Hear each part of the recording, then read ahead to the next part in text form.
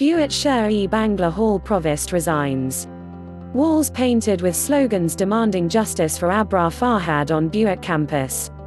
Muhammad Zafar Iqbal Khan, the provost of Sher-e-Bangla Hall in Bangladesh University of Engineering and Technology, Buet, has resigned a day after the protesting students demanded his withdrawal over Abrar Fahad's killing. News from the Daily Star. All photos may not represent the story. Watch to learn English the way you've learned your mother tongue, as this video is especially made. A teacher, in anonymity, told the Daily Star this afternoon that the information about the provost's resignation was disclosed at an emergency meeting with the vice-chancellor of the university.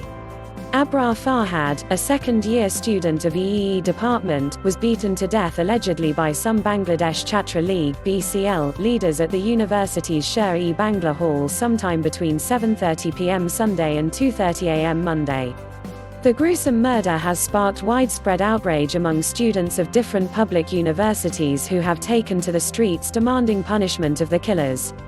Alumni of Buet protest on the campus, demand punishment of Abrar Fahad's killers. Alumni of Bangladesh University of Engineering and Technology, Buet, today demanded resignation of the vice-chancellor and an overhauling of the administration at the earliest. The 7-point demand was announced by President of Buet Alumni Association Professor Jamilur Reza Chowdhury on Buet campus following a procession and rally by the alumni. The demands included speedy trial of the killers under a special tribunal, and expulsion of the killers from Buet. The 7-point demand was announced by President of Buet Alumni Association Professor Jamilur Reza Chowdhury on Buet campus after a procession and rally by the alumni.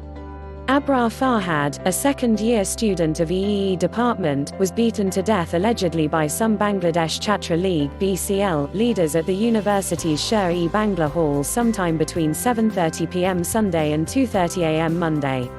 The gruesome murder has sparked widespread outrage among students of different public universities who have taken to the streets demanding punishment of the killers. Yesterday, several hundred Buet students came out of dormitories and gathered in front of the university's central cafeteria and placed their 8-point demand, which includes capital punishment to the killers, expulsion of all the accused from the university, and a ban on organization-based politics on the campus. Their demands also include expulsion of all the identified killers from Buet for life within 72 hours, trial of the Abrar murder case at a speedy tribunal, and expulsion of those involved in ragging students at Buet dormitories. The students also threatened to foil the Buet admission test scheduled for October 14 if their demands were not met. They also protested the silence of the vice-chancellor and his administration over the Abrar murder. The vice-chancellor of Buet, who was asked to appear on the campus by this afternoon and answer why he didn't show up right after the murder of Abrar Fahad, is said to have started for Kushya to console the victims' family members. VC Saiful Islam is now going to Kushya to meet Abrar's family, personal assistant of the VC was quoted as saying by protesting students. Meanwhile, the Circuit House of Kushya has been prepped to receive the VC, our Kushya correspondent reports, quoting employees of the Circuit House. He is expected to reach the Circuit House around 3 p.m. and will rest there for a bit before going to Abrar Fahad's village home.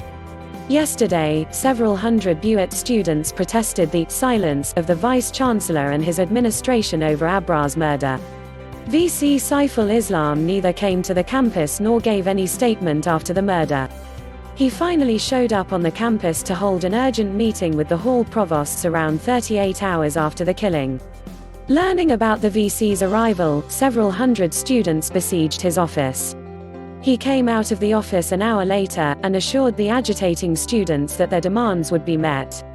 The students then hurled a volley of questions at the VC, but he didn't respond to any of those. Please subscribe to my channel. Thanks for watching.